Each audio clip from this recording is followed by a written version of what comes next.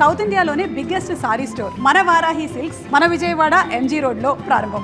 వారి ఇంటి పేరు చెప్పగానే సరిగమలు వరుస కట్టి ఒక దండగా మారి హారంగా వారి పాదపద్మాలకు చేరుకుంటాయి. ఆయనే అలుపెరగని సంగీత ప్రయాణికుడు. ఎంతకాలం గడిచినా కూడా హిట్ పాటలని, అద్భుతమైన సంగీతాన్ని మన మనసుల్లో అలా చొచ్చుకుపోయేలాగా మనకు అందించిన మహనీయులు ఘంటసాల మాస్టారు. వారి పూర్తి పేరు అందరికీ తెలుసుగా, ఘంటసాల వెంకటేశ్వరరావు గారు. మాస్టరు 50వ సంవత్సరంలో సినీ పరిశ్రమకు వచ్చి ఆ తర్వాత 74 వరకు దాదాపు 3000కు పైగా పాటలు పాడిన విషయం కూడా తెలుసు. దీంతో పాటు 100 సినిమాలకి సంగీత దర్శకత్వం నిర్వహించారు. అంతకుముందు ఏం చేశారో చాలామందికి తెలియదు. దేశభక్తుడిగా వారు దేశం కోసం జైలుకు కూడా వెళ్ళారు. అంతటి గొప్పవారి స్మృతులు తలుచుకోవడం అంటే మనందరికీ అదృష్టం. వారికి 5గురు సంతానం. అండ్ ఈ 5గురు అదృష్టవంతుల్లో ఘంటసాల సుగుణ గారు. సుగుణ గారిని పలకరించి ఘంటసాల మాస్టర్ జ్ఞాపకాల్లోకి వెళ్దాం కదా ఇవాళ. నమస్కారం సుగుణ గారు. నమస్తే. మాస్టర్ని చూసినట్టే ఉందన్న విషయం చాలామంది మిమ్మల్ని చూసి నుదుటి దగ్గర ఎస్పెషలీ కళ్ళు పోలిక అలా ఉట్టిపడుతోంది. మాకు అందరికీ ఇవి వచ్చేయండి ఇక్కడ దాకా. అది అవును, అందరికీ వచ్చాయా? అవును, రత్నకుమార్ గారిని కూడా అలా చూస్తే అనిపిస్తారు. అవును, అంటే ఆయన ఎలా మొదలు పెట్టాలో కూడా తెలియదండి. ఇవాళ పొద్దున్న ఎవరో ఫోన్ చేసి మనసున మనసై పాట తలుచుకుంటూ ఎంత గొప్ప పాట కదా అన్నారు.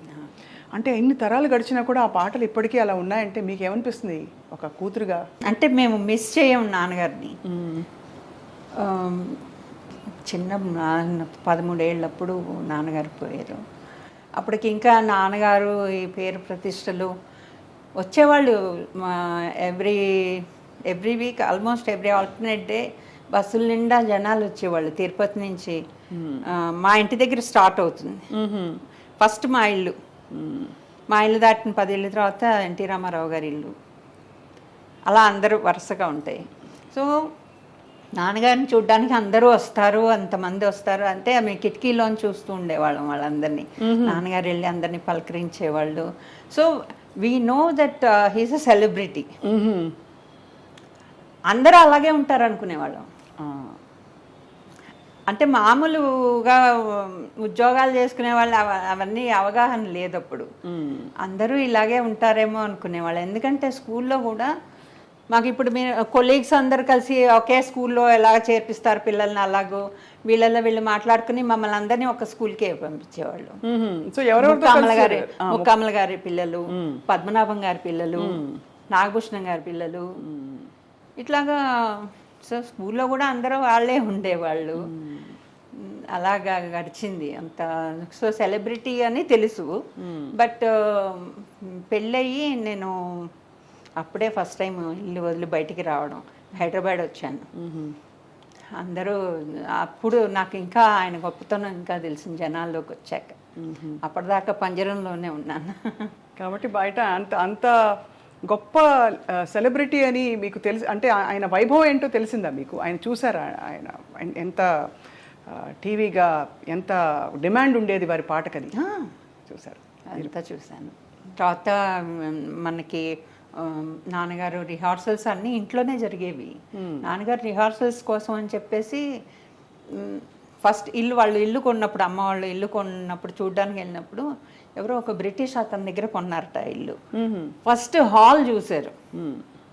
నాకు రిహార్సల్స్కి ఇది బాగుంటుంది ఇల్లు కొన్నాం అని చెప్పారట అమ్మతోటి.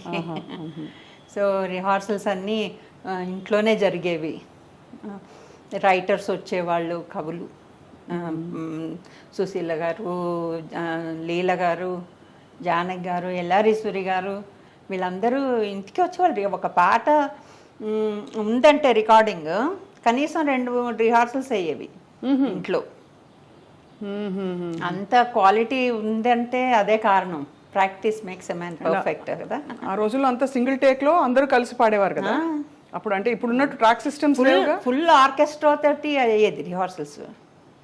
సో మాకు ముందరే ఆ పాటలన్నీ నోటికి వచ్చేసేవి. మీకే విని వచ్చేసేవి. మీ 5గురు అందరూ పాడేవారమ్మా? మేము యాక్చువల్లీ పెద్దన్నయ్య మ్యూజిక్లోనే విద్వాన్ చేశాడు. చిన్నన్నయ్య మీకు తెలుసు కదా రత్నకుమార్, తను వయలిన్ నేర్చుకున్నాడు. పెద్దన్నయ్య చాలా బాగా పాడతాడు, చిన్నన్నయ్య కూడా బాగా పాడతాడు. మా అక్కకేమో వీణ నేర్పించారు. నాకేమో సితార్ నేర్చుకోవాలని ఉండేది. నాకు సితార్ కావాలి అని. నాకు సెప్టిక్ టాన్సిల్స్ ఉండేవమ్మా. సో ఎవ్రీ మంత్ ఆల్మోస్ట్ జ్వరం వచ్చేసి ఇలా. సో మా నాన్నగారు దీనికి పాడటం కష్టం, వద్దనుకున్నారు. ఓకే, ఇన్స్ట్రుమెంట్ నేర్పిద్దాం అని అంటే నాకు సితార్ కావాలని. అప్పుడు ఎవరో కేల్కర్ గారు అని ఒక ఆయన ఉన్నారు, ఆయన చాలా బాగా మంచి గురువు, ఆయన దగ్గర చేర్పిస్తాను అన్నారు. నెలలు గడిచిపోతున్నాయి. ఆయన తర్వాత ఆయన ఎక్కడో టౌన్ అని ఒక ఏరియా ఉంటుంది మెడ్రాస్లో, అక్కడ ఉంటారని తెలిసింది. తర్వాత నాన్నగారు ఎంక్వైరీ చేశారు, ఆయనకు సుస్థిగా ఉందని తెలిసింది. అప్పుడు ఏం చెప్పారంటే, అప్పటిదాకా నువ్వు వీణ నేర్చుకో అక్కతో పాటు, తర్వాత నీకు సితార్ నేర్పిస్తాను అన్నారు. ఇప్పుడు సంగీతరావు గారే మా గురుగారు, ఆయన దగ్గరే నేర్చుకున్నాను. ఆయన దగ్గర నేను, మా అక్క, వాళ్ళ పిల్లలు, మేమందరం కలిసి ఒకే ఇంట్లో ఉండేవాళ్ళం కదా. సో ఆయనే మా గురువు గారు, ఆయన దగ్గర నేర్చుకున్నాను. మా చెల్లెలకి గాత్రం, తను చాలా బాగా ఉంటుంది దాని వాయిస్, గాత్రం. అంటే శాస్త్రీయ సంగీతం పాడేవారా ఎక్కువ, లేక డివోషనల్ సినిమా పాటలు అన్నీ అలవాటు చేసుకుని? కర్ణాటక మ్యూజికే. కానీ మా గురువుగారు ఏం చేసేవాళ్ళు, సంగీతరావు గారు మాకు వీణ మీద శ్రీరాముని చరితమును ఇవన్నీ కూడా క్లాస్ అయిపోయాక, అంటే క్లాసు బేసిక్గా కావాలి కదా, అది నేర్పిస్తూ అదంతా అయిపోయాక ఈ పాటలు వాయించి చెప్పేవాళ్ళు అనమాట. ఇలా వాయించండి అంటే నొటేషన్ చెప్తూ ఉంటే మేము వాయించేవాళ్ళం. నేను వాళ్ళ అమ్మాయి బాల, సుమబాల, మా ఇద్దరికి గ్రూప్ అనమాట. మా 2 వీణలు పెట్టుకుని మేము వాయించేవాళ్ళం. అలాగే నాన్నగారి పాటలు, ఎందుకంటే నాన్నగారి పాటలన్నిటికీ ఆయనే నొటేషన్ రాసేవాళ్ళు. అవును, అది అంటే వినికిడి మీద తెలుసు మాకు. నేను వారికి బంధువు అవ్వడం నా అదృష్టం. సంగీతరావు గారి ప్రయాణం కొన్ని విషయాలు తెలుసు. అలాగే కాబట్టి మాకు ఆయన నేర్పిస్తూ ఉండేవాళ్ళు నాన్నగారి పాటలు. కనుపాప కరువైన కన్నులెందుకు, అది వాయించేవాళ్ళు. అది అలా నేర్చుకుని గమకాలతో పాటు వీణ మీద బాగా వాయించవచ్చు కదా. అవునవును, చిన్న జిలుగులు బాగా పలుకుతాయి. చాలా బాగుంది. ఎప్పుడు మీరు ప్రొఫెషనల్గా సంగీతం మీరు ఎవరు అంటే అంత సీరియస్గా ఇందులోకి వెళ్ళాలి అనుకోలేదా, లేక అది జరగలేదంటారా? నాన్నగారికి యాక్చువల్గా ఏంటంటే ఆడపిల్లలు పెళ్లి చేసుకుని వాళ్ళు సెటిల్ అవ్వాలి, అసలు స్టేజ్ మీదకి వద్దనేవాళ్ళు. అవునా? ఒకసారి సత్యం గారింటి నుంచి, అంటే వాళ్ళు వెంపటి సత్యం గారు కూచిపూడి, అవునుగా, వాళ్ళు కూడా మా ఇంటికి దగ్గరే. ఆయన స్టార్ట్ చేసిన కొత్తలో వాళ్ళ మిస్సెస్ ఆవిడ ఆంటీ వచ్చి అమ్మని, మీ అమ్మాయిని పంపించమన్నారు అని అంటే నాన్నగారు ఒప్పుకోలేదు, డ్యాన్స్ వద్దు అని చెప్పేశారు. అయ్యో. ఆ తర్వాత మళ్ళీ భలే తమ్ముడు, ఇది ఎన్టీఆర్ గారి సినిమా అనే దాంట్లో డ్యూయల్ రోల్ ఉంటుంది. దాంట్లో చిన్నపిల్లాడు కావాలి, కరెక్ట్గా మాస్టర్ మీ రెండో అమ్మాయి సూట్ అవుతుంది అని అడిగారట, తీసుకురండి స్క్రీన్ టెస్ట్కి.